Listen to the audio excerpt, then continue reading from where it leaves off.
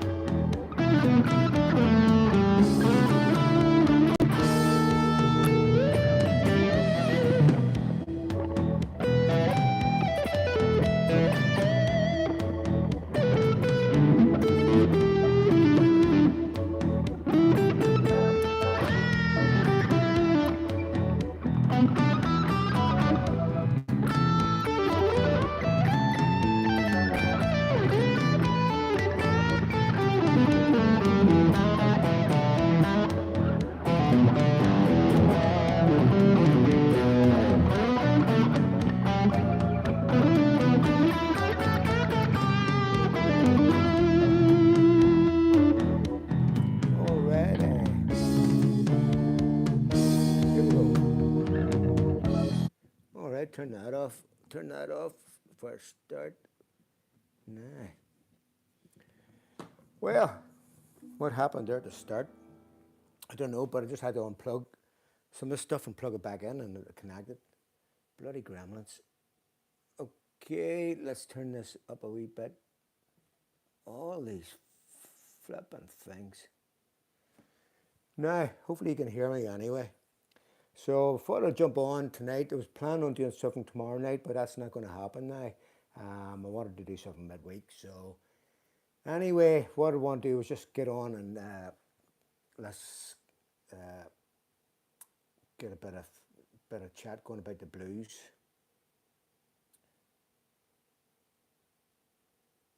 Now, okay. Is it even on? It's hard to know if. I tell you, it makes you wanna quit. That's what it does. All this bloody nonsense. All right. So anyway, I'm gonna carry on, and hopefully this will be okay. I'll watch later on. Yeah, blues playing.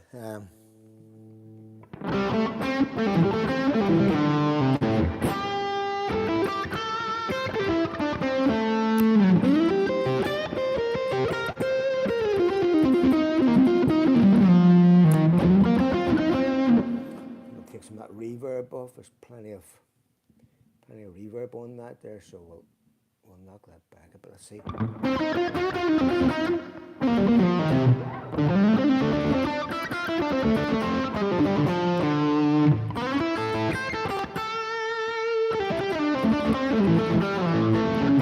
I play with the backing track. I think it's easier, less hassle for me anyway.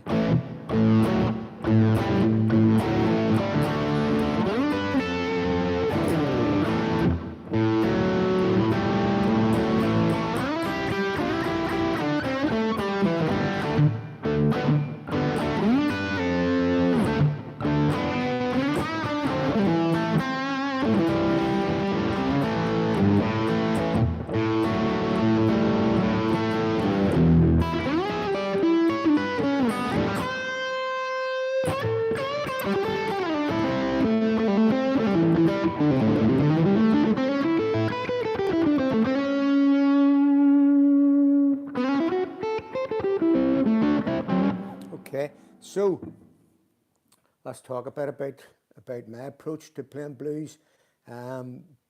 Basically, I grew up listening to whatever was going around at the time. Late 60s with Eric Clapton, with Peter Green, with Eric Clapton with John Mayall and the Blues Breakers, and then Cream with Peter Green. We had Jimi Hendrix. We had, who else? There's just so many. Albert Collins, Albert King, B.B. King, Freddie King, Roy Buchanan. The list goes on. There's so many great blues players at that time who were all very different, all very eclectic. So it was a great time to listen to, for me anyway, growing up playing and listening to blues. I mean, there's so many great players now, but I think what happens, like a lot of things in music, we get a lot of repeats going now because there's very kind of very few original or new players coming out. I mean, there's some great guitar players, and but I think it was all covered back really in the 60s, 50s, 60s, 70s.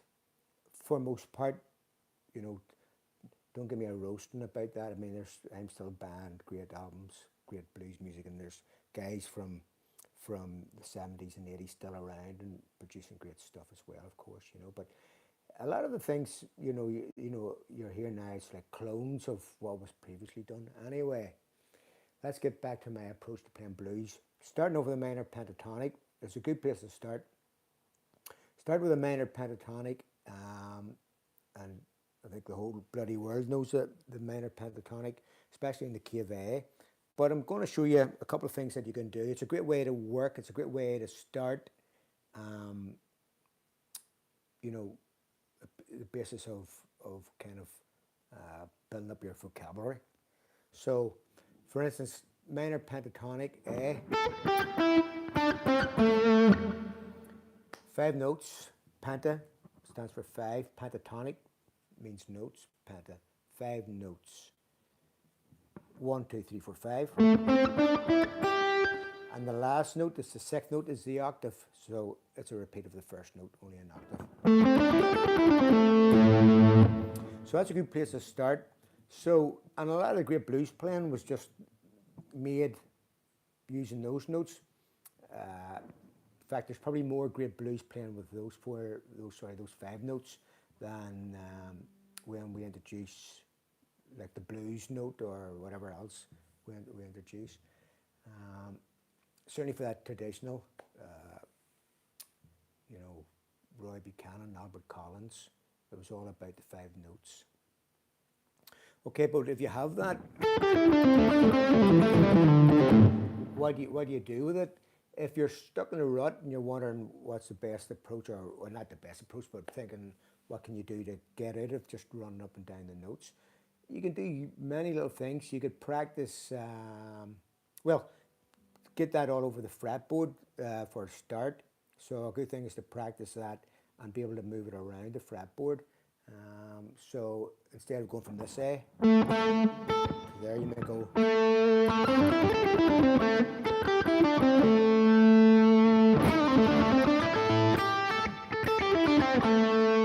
You know, so you're working from this A or this one, and then you can combine those two. Good way to start that is just work up one down the other.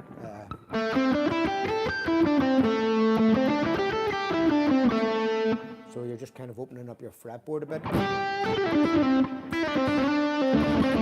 But then once you're comfortable with both positions, you can kind of work between the two of them, you know, just by sliding up or down.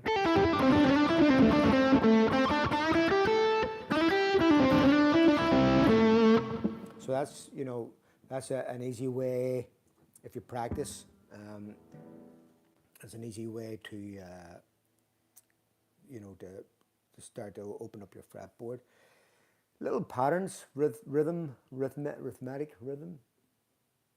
I don't know. Little rhythm patterns. It's another thing to do, you know.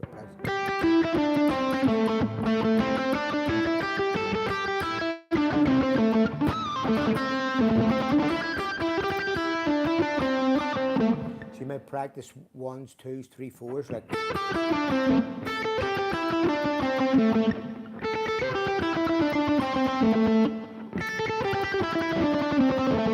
that sort of thing, you know, work those around, that you're starting to just kind of break out from just running up and down the fretboard.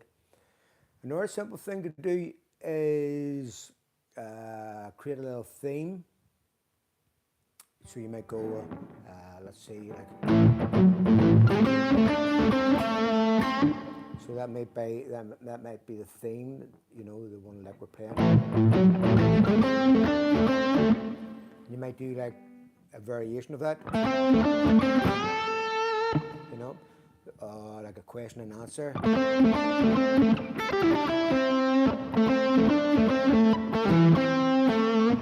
So what you're doing is you're playing one and then setting up another.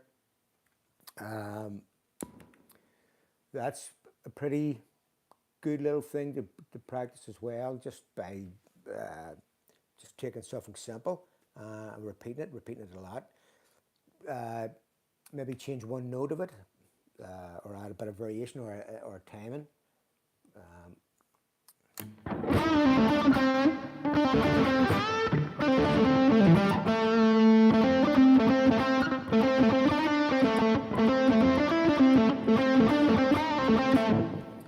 So what you're getting is a lot of the same thing, but just with a variation to it.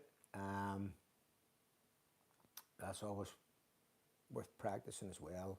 So think about adding to your playing. All these little things you're hearing these, and you know, all the greats, all the blues greats, but they're just like in small amounts. But when I listen to a lot of records, I can hear those little things, like a little motif. You might play the same thing, but then play something different. Go back to the same thing, then something different again. Like this. Let's see. So here's the first lick. So I might go.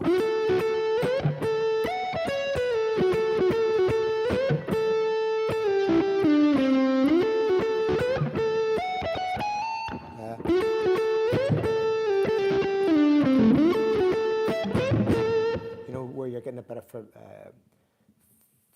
familiar, you know, notes happening, and that's always good for the ear, because then you can play that, go away from it, come back to it, and so that's always good. There's lots of little things that you can do. Play something, play it maybe an octave below or octave above.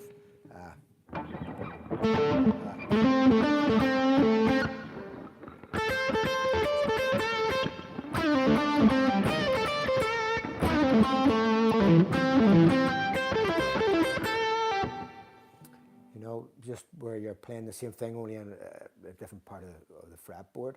So that's kind of good as well. There's so many little things that you can do to your blues playing. What's another thing to do is you can start adding, notes of color. The blues note is just that flat fifth, we'll call it. If I play an A major scale, like 1, 2, 3, 4, 5. Sorry. There's the fifth note. 1, 2, 3, 4, 5. And if I just then flatten that note and to go like 1, 2, 3, 4. There's what we call the flat fifth. That's the blues note.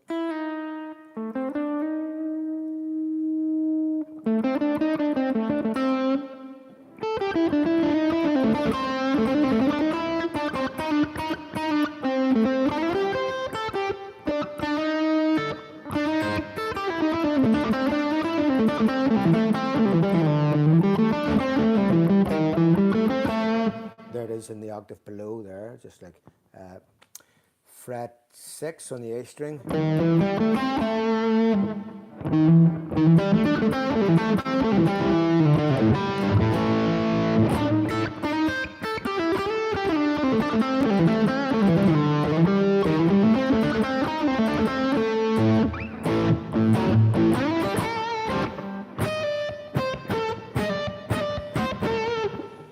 It's just a great note. It's so, just take your major scale, plot it out, take get the fifth note of the scale and just drop it down a semitone. 1, 2, 3, 4, 5.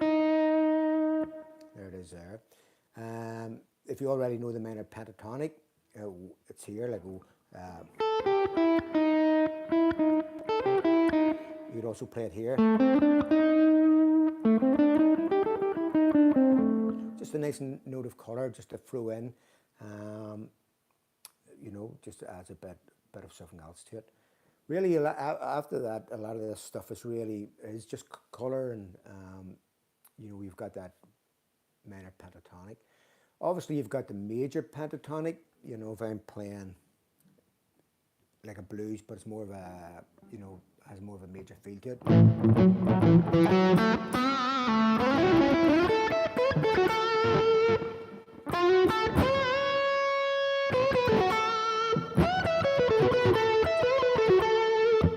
So you've got that, you know, it's kind of more of a happy-ish type sound to it.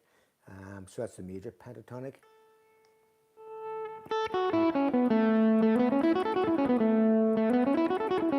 And again, just practice that you can play it in all keys, all over the fretboard, you know, key of C.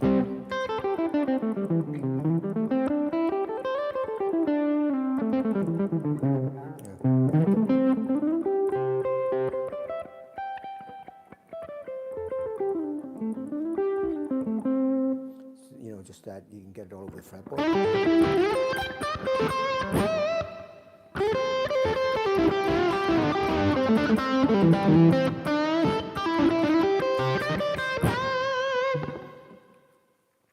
So that's a kind of a nice little variation. So you've got minor pentatonic, major pentatonic, and then you can combine the two if the song allows you to. Sometimes it does, sometimes it doesn't. It just really depends. Okay, someone's saying hello there, hi. So hello. Bit unnerving at the start of this here. It took the third time to make this to work. A bit unsettled. I hate this all this technology. I really do. I prefer just to go to a gig and plug into an amplifier and play. But anyway, I'm trying to keep up with the Joneses and the rest of the world, because I know it's sort of a done thing. It's definitely not my cup of tea, like. And also playing with the backing tracks, which I do a lot, but I actually just prefer to play live with the musicians. Okay, it's like the difference between, for me, it's the difference between maybe watching a sport and playing the sport. You know, it's just not the same. Getting back to some blues playing. A couple of, you know, well, actually, we've got 12 notes all over the fretboard, so you can add all 12 notes, but a couple of easy choices to start thinking of. When you're playing a minor pentatonic, I'm going to turn this down, it's a bit loud in my ear, that's all that now.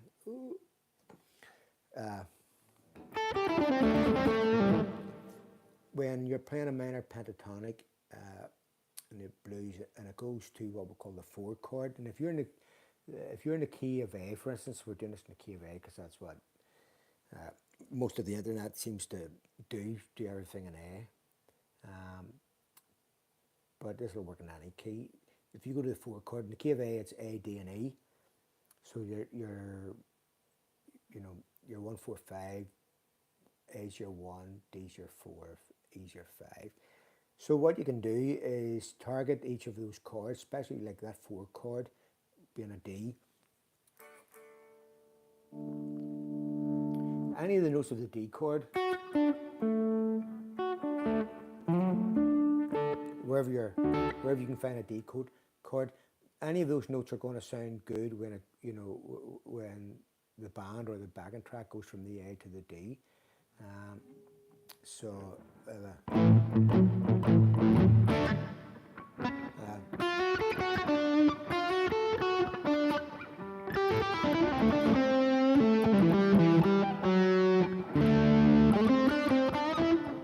Let's see, A to D again.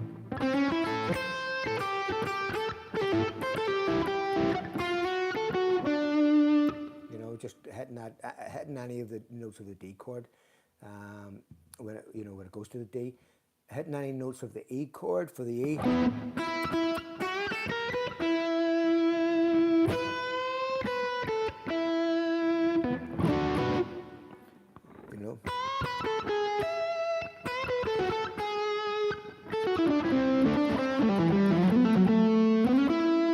So I mean, if I play, what I'll do, I'll play, but I'll aim to hit the notes of the chord, and hopefully you can hear the changes or start to hear the changes.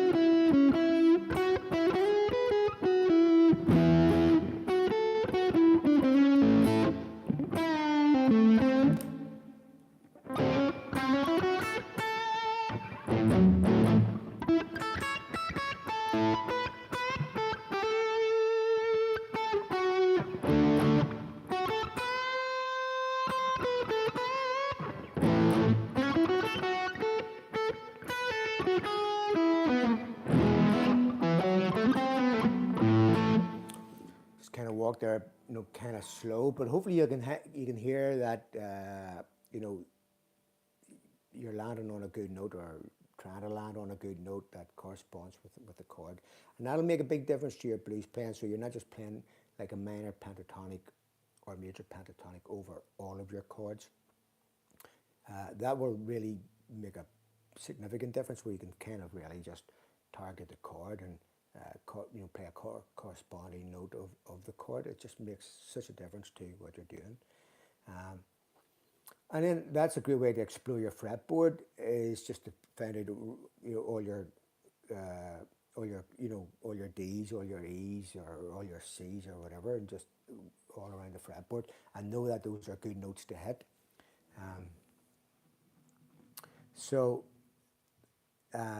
Mixing scales as well. And I say major pentatonic, minor pentatonic. What you can do is, overlap. So I might go major pentatonic.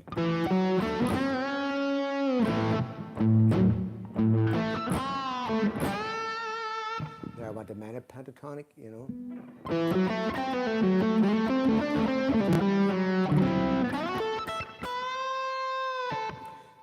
Mixture of both there was major pentatonic, but I went from this B note to a C, which is in harmony, or it's a major second to the minor third. Might go back to the major third. So you've got a lot of possibilities to mix all this stuff up.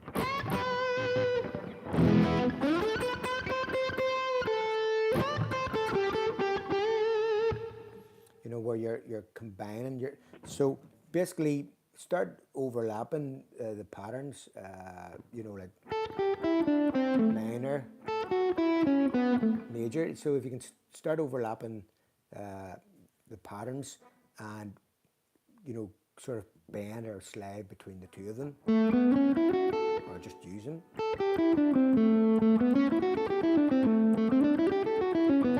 So there, I was just running up one and down the other. Again, just so you can get familiar with what you're doing.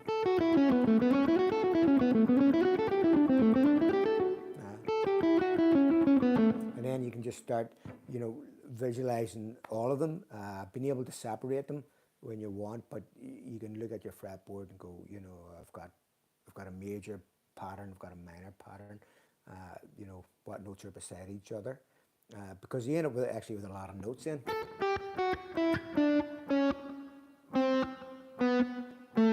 You have a lot of notes there.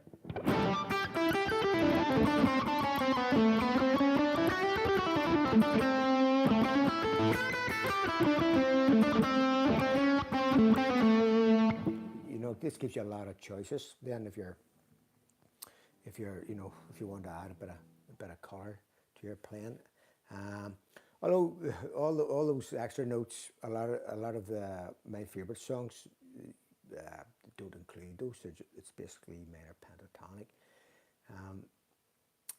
Couple of other things you can think of about is just really your attack on the guitar as well. Playing softly, playing like that Peter Green thing. I mean, if I have a sound like that sort of, but I've still got an overdriven sound. But if you were using with like a clean sound, or just roll your volume down, you know, for that dynamics, and just having that awareness that it doesn't have to be full on all the time. When I'm making the videos, I tend not to, well, it depends. I don't roll the volume as much because it's different from a few years back where I was using valve amps to do my recording, but I'm using this sort of trying to keep up to date with technology, and it just doesn't have the same effect. But if I'm playing live, you know, I'm on the volume controls and the tone controls a lot, just to give you you know, that dynamic range. So, because if you're playing the blues, you don't want to be, you know, just like full on all the time, or maybe you do, but it's good to have that, to know that there's that range that you can play, you know, play through or play from.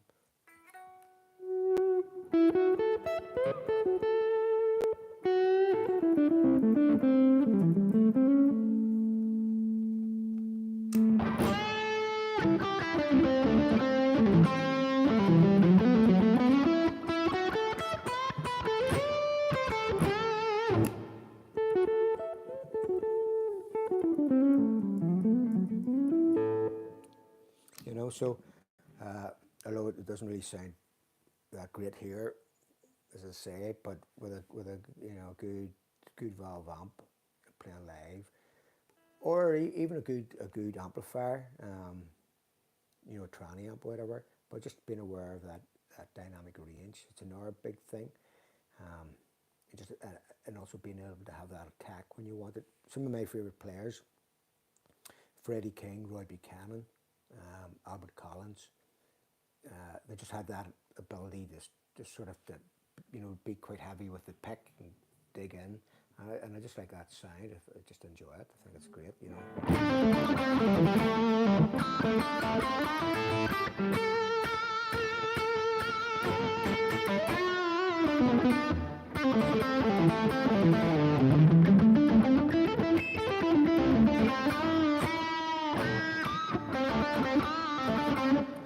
And there's another little thing that I would do a lot.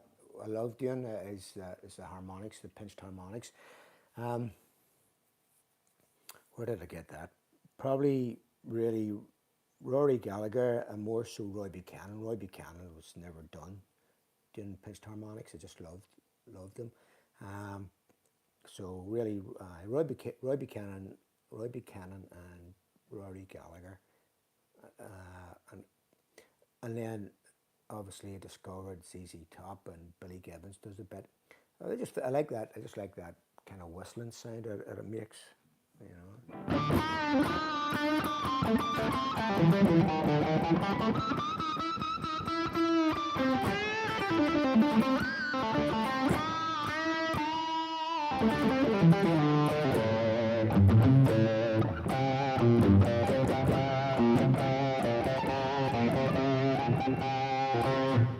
Just like that sound. It's just it's another element or color to add to your playing.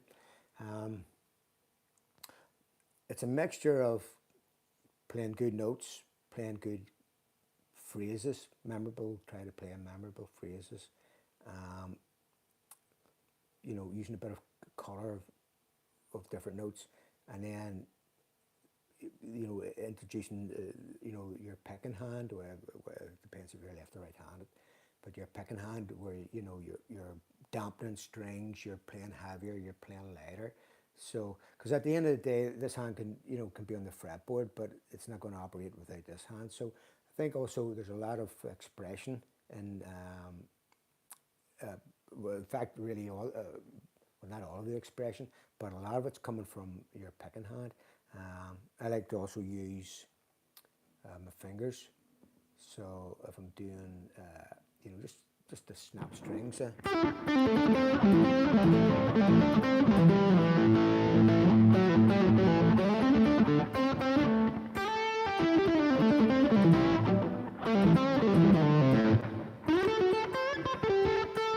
So I like that there, to use the fingers. And And then what I do is I use the pick and the fingers.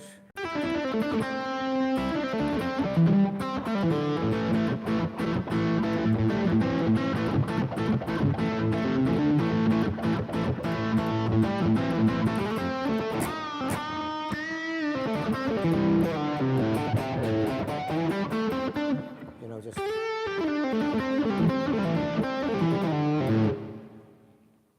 I like it. Again, it's just that kind of you know, tonal range that you can get without having to worry about, you know, stepping on a pedal.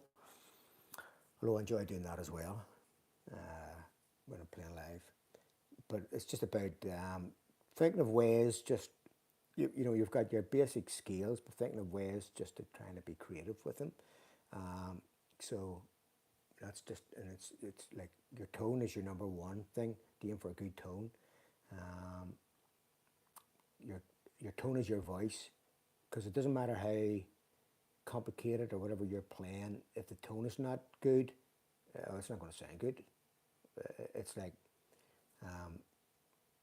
a singer that's singing all the right words and singing the melody, but if they don't have a voice, you know, if you listen, you know, like David Bowie, Freddie Mercury, Paul Rogers, well, there's so many great singers, but you know, they've got their voice.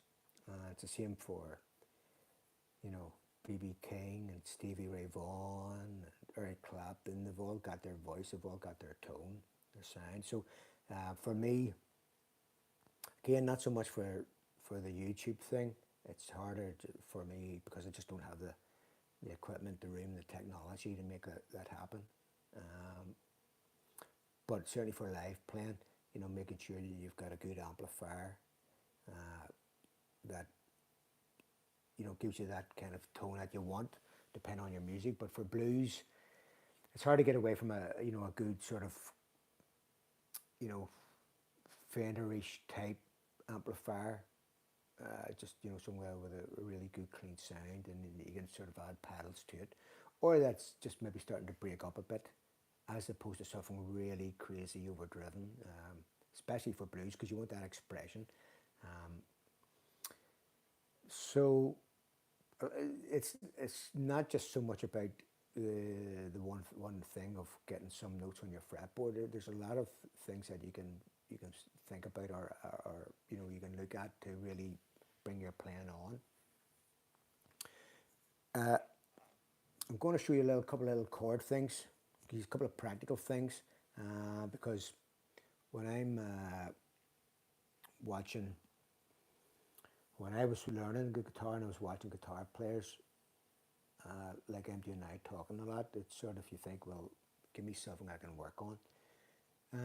So here's a little thing. If you're playing in, well, we're doing this all in the key of A. So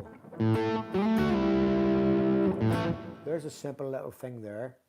It's actually coming from a chord shapes, and I'm not going to worry about the chord shapes, but it's just on the B string, fret 7 to 9, sorry, 5 to 7, and back again, and that's also running parallel with that, the D string, 5 to 7, back again. It's actually coming from chord shapes. But, you know, well, I'll show you the chord shapes as well. This is it's a 6 chord. It's an A6.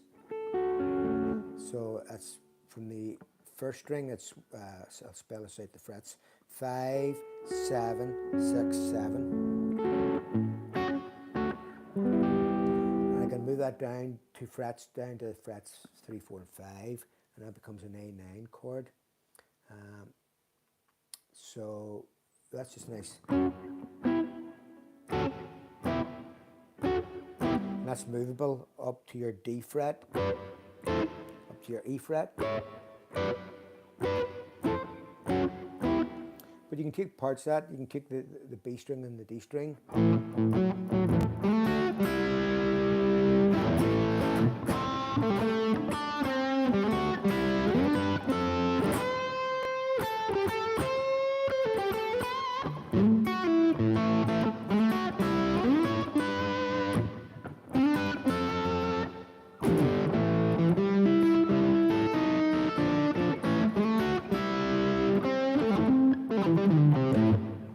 that's just a little simple thing, which is nice, and you can do that obviously in any key you want, and that's just you know, you can do those two strings together or separate. So it can either be a chordal thing, if you know, it could be a backing that you're playing. You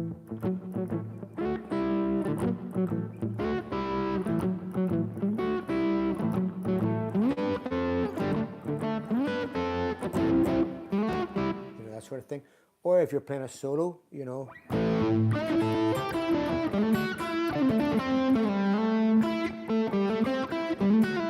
You know, you can be aware of those notes and use that.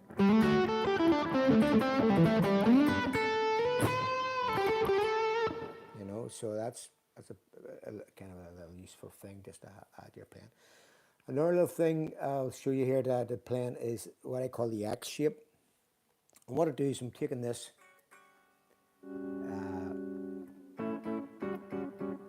this little shape here, and I call it an X because if you overlap this shape with this shape, you'd end up with a basically, you know, that with that.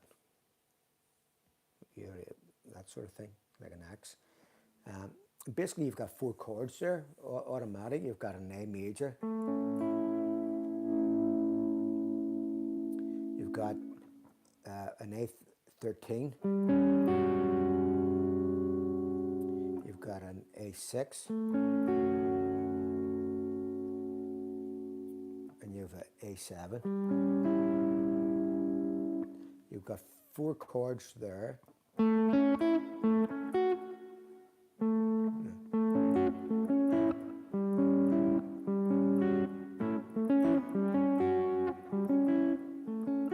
Just using that little kind of crisscross shape, but it's just a great feeling for building up little you know, little licks and riffs.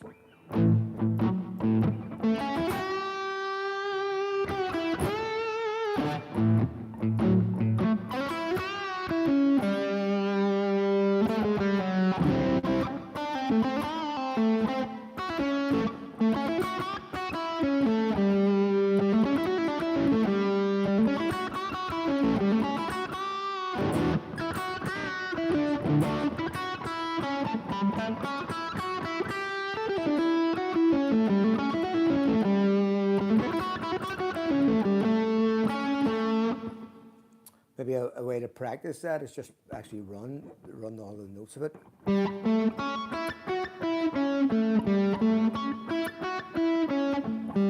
And that's smoothable to the D chord.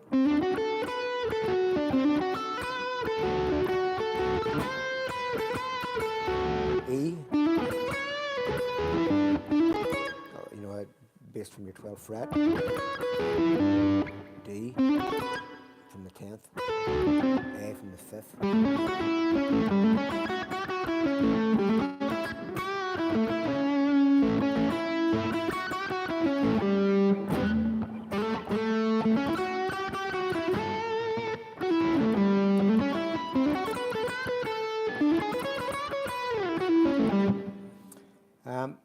And I would use that, but what I would do, I mean, I wouldn't play it all. I would just use a couple of notes of it, but I'm aware of that shape. Like,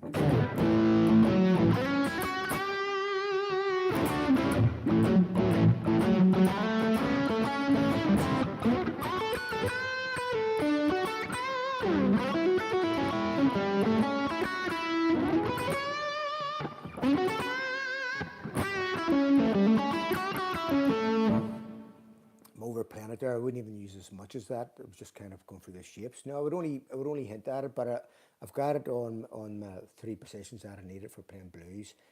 I'm not going to play it like that, kind of back to back. It's too obvious. But you have that there, and you know you can use it. And it's about, a lot of the times it's about just taking little snippets of information, you know, little phrases, and just kind of, you know, putting them in the toolbox and having them there that you can draw upon them. You know, when I listen to any of the blues artists, blues playing that I like, they're using these little things. You know, they all have their little quirky little things that they're repeating. You know, if you've listened to enough of their music, especially with me teaching, and listening to a lot of music and listening to a lot of different artists, and if you're into one artist in particular, you know, you're just obsessing. You'll pick up on their little things that they're doing, and it's sort of just like little tricks, you know, little tricks of the trade. So it's about kind of working on those as well. And obviously still practicing your coordination and your picking for just to get your minor pentatonics off and your blues scales or whatever you want to practice, you know. Okay, there you are, good action. Very good. That's Midge. That X shape is a great tip to get started. It definitely is.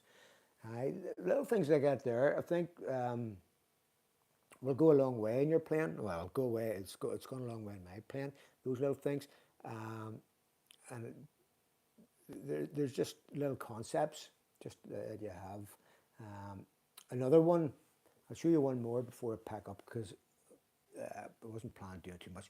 Plus, this bloody whole internet YouTube things annoyed the hell out of me because I just can't stand it all. I prefer just to play my guitar. I find it very frustrating. So it's hard for me to settle down and just enjoy the playing after all these bloody wires and cables. Hate it. Anyway, this little thing I'm going to show you, that's the rant over. How do we rant there? Live. This thing I'm going to show you is playing chromatic, playing three notes. Just playing three notes, then playing to the root note, because we're doing this in A. So we'll play three notes in a row, G to the A, G sharp A. But then I would practice that that's on the D string. I'll do it on the A string.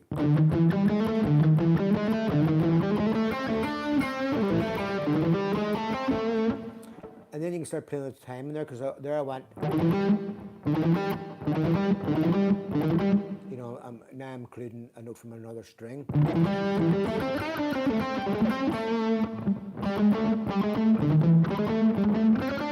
Go to the G string, do the same.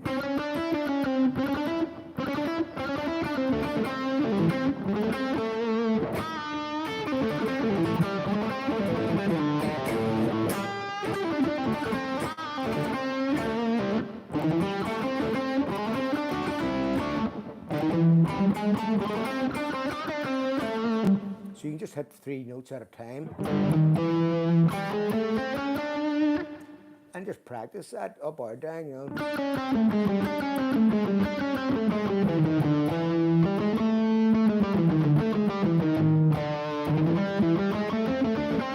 And I'm not worried about, you know, I'm not a rock player. I'm not worried about, you know, being real uniform and kind of even and like, you know, like a machine. In actual fact, I like that. I like that kind of, you know, well, scruffy. Is it scruffy? I don't know if that's the right word for it. Just where you know, it has a bit of character to it.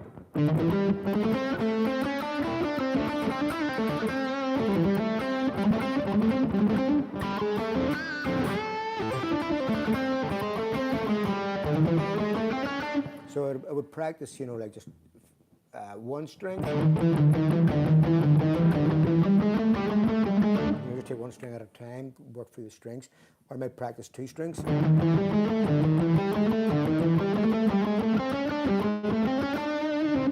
And that then becomes, you know,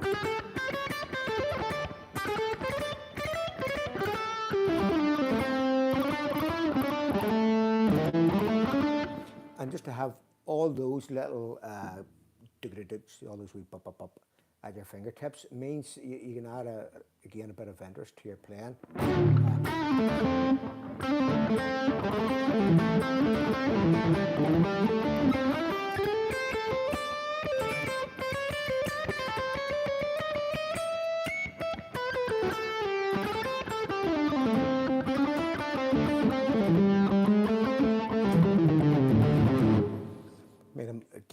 I'm overplaying these here just so you hear them, and you wouldn't use them like that. You might just throw one in, you know, one of those in at a time, you know.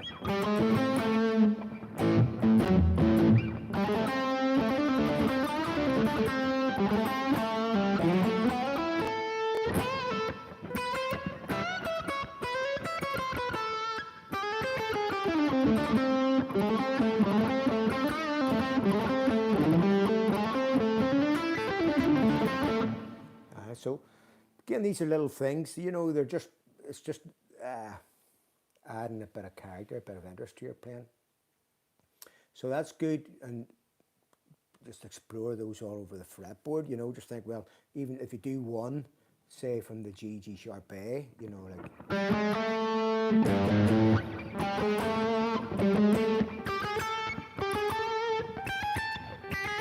you know, if you get it in one place, work at it that you can put it, to, you know, in another part of the fretboard as well, because then that just opens up, you know, your fretboard, and you've got those little concepts or licks anywhere. You don't have to always jump back to the same part of the fretboard, basically. So that's kind of good as well. I'll finish off with this little lick,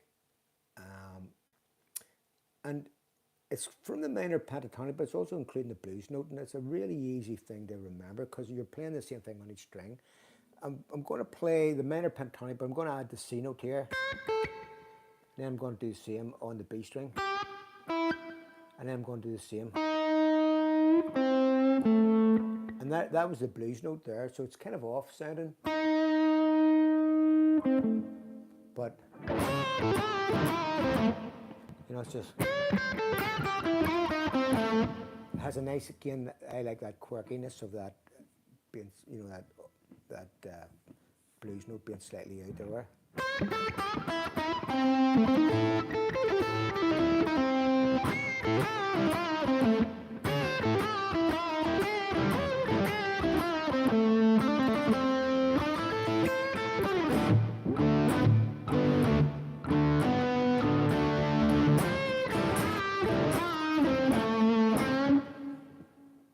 So that's a really simple little thing where you're just playing the same lick, the same phrase, time and everything, same frets, just across 3 strings. I mean, you can play safe, and instead of playing that blues note on fret 8 on the G string, go to fret 7. You can still do that. It'll be kind of more safe sounding. Yeah, in actual fact, you can do the same thing, but make them all frets 7 and 5.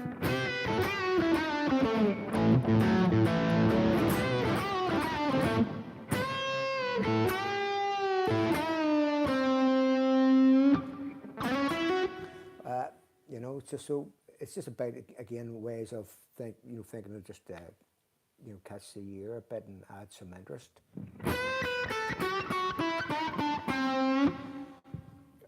The standard thing, which I love to do, is I think most blues players do, is that minor third, major third. But also like all the notes, little subtle notes in between the minor third, you know, and the major third. So it's not a minor third, it's not a major third, somewhere in between.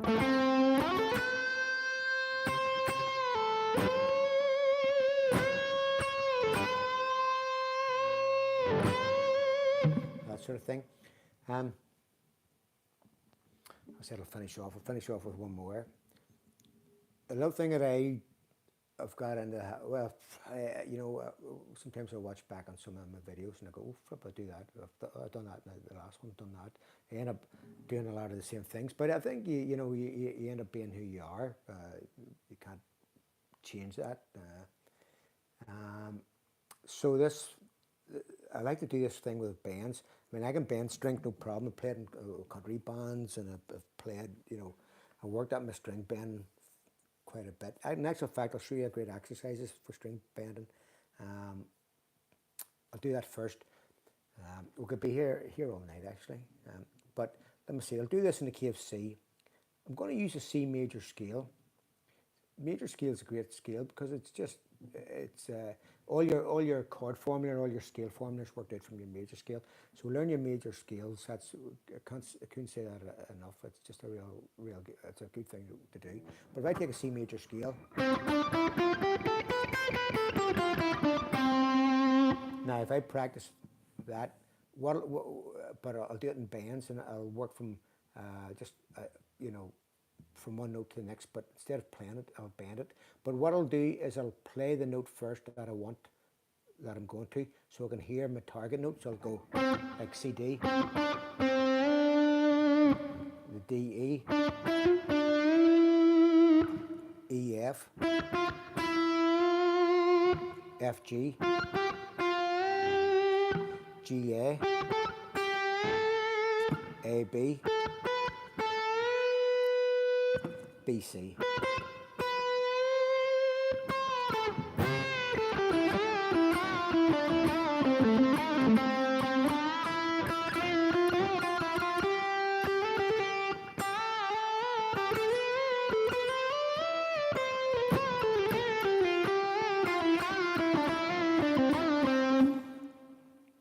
I worked at the bands, and that was one of the best exercises I ever got. Because once I realised there's kind of there's no rules, of course. It's only good guidelines. But if you bend to another note in the scale, then in theory, you know, as long as it agrees with the chord, it's going to work. So that's a really good exercise.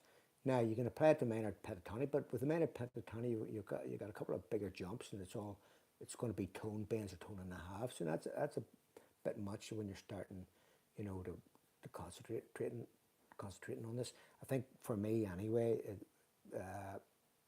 when I was playing country music, you know, there's a lot of those semitone bends. And in actual fact, Roy Buchanan, my favourite blues, or one of my favourite blues players, certainly my favourite Telecaster player, without a doubt. Roy Buchanan's blues playing for my, just couldn't get enough, I still can't. But he done a lot of semitone bends. Now what he would have done, he would have put, you know, it would have like been a big long delay or echo on it as well. But the semitone bends, he done them slowly, and they just made them sound like they went on forever. So if I'm playing like a slow blues, you know, like say it was a minor, you know, like, well, we'll make it a major.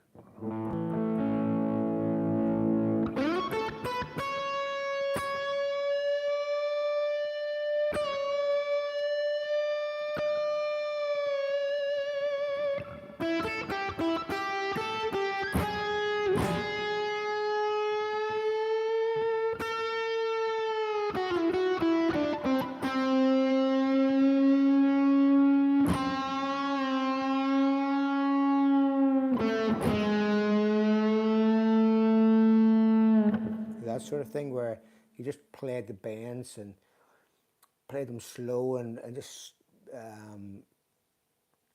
you know, just kind of made them stretch out, you know, so it sounded like it was going a lot further, you know. So that's a really nice little thing as well. You know, all these little kind of tricks and things that you can think of. Anyway, getting back to the, you know, the exercise, and what I was going to say before I showed you that exercise was I like to bend strings, but I like to purposely bend strings. I would say they're slightly out of tune. That's what I'll do is I'll bend it so it is out of tune, but I'm bending it that it's on purpose. It's going out of tune, but then what I'll do is I'll rectify that. I'll put it in tune, but it's to catch your ear, you know. So I'll do this sort of thing.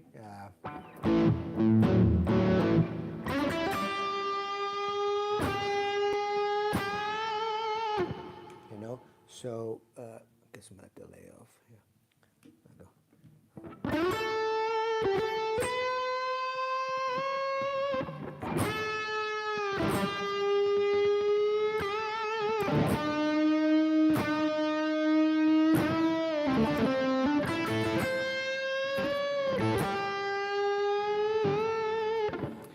it's done on purpose where it's almost like what I'm doing is I'm, just teasing it, and it's like, oh, it's not on tune, it's not on tune, but it catches the ear, and then what I do after that, then I confirm it by taking, hopefully everybody that's listening to it on the journey of what's happening. Oh, we're nearly there. Oh, we've hit the bend, we've hit the pitch. We got there in the end, and I do that a lot on purpose. I found myself doing that more and more because I can bend strings, so I found myself kind of, working at kind of the rules, if you want to say, and then deciding to break the rules. And I like that idea of just it being out and then just bringing it back into pitch. But I would say before that, just practice working at them, and you can get playing them in pitch, major scale. It's a great little exercise, any key, anywhere in your fretboard, Also, just playing notes. Let's see. Oh, there we go. Somebody's saying hello from Greece. Well done. Very good. Good to know that you're in Greece, and I hope the weather's good there. I hope you're enjoying whatever you're up to. It's sort of the end of the Easter holidays for most people, or for a lot of people. It's a big subject. The wonderful thing about the blues playing, it's like an open checkbook. It's just like a blank check. You can just write it up whatever way you want, and I think that's why you've got so many great blues players with variation. And I'm playing with a ridiculously overdriven sound. Let's see if I can get it, with a clean sound, which will work just as well.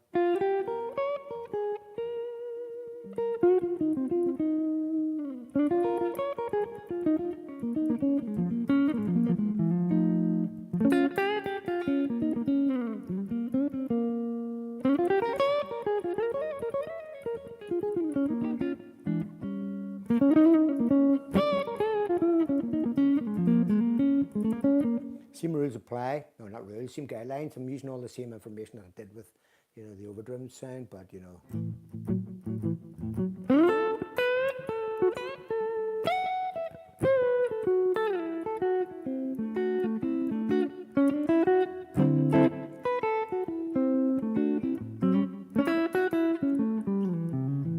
there's that little X.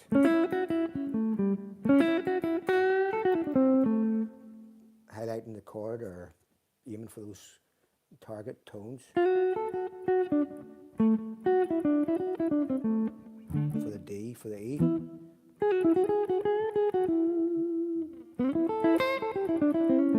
Mixing up major, minor.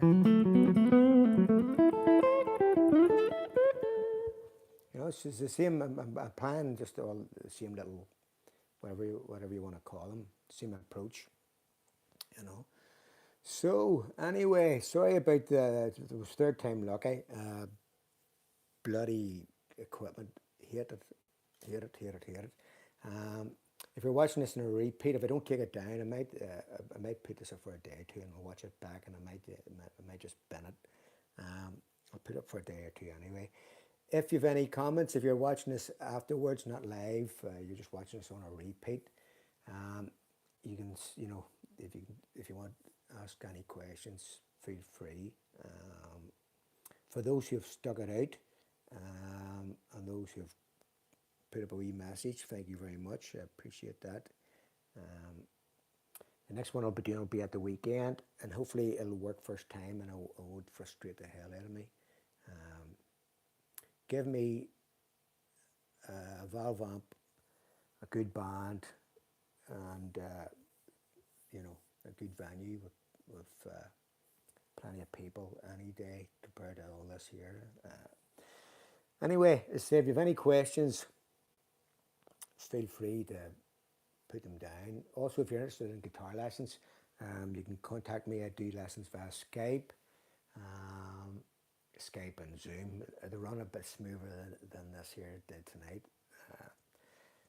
But if you're interested in guitar lessons, one-to-one, wherever you are in the world, I've had pupils all over the world, Japan, Australia, Spain, Germany, all of UK, all of Ireland, all of,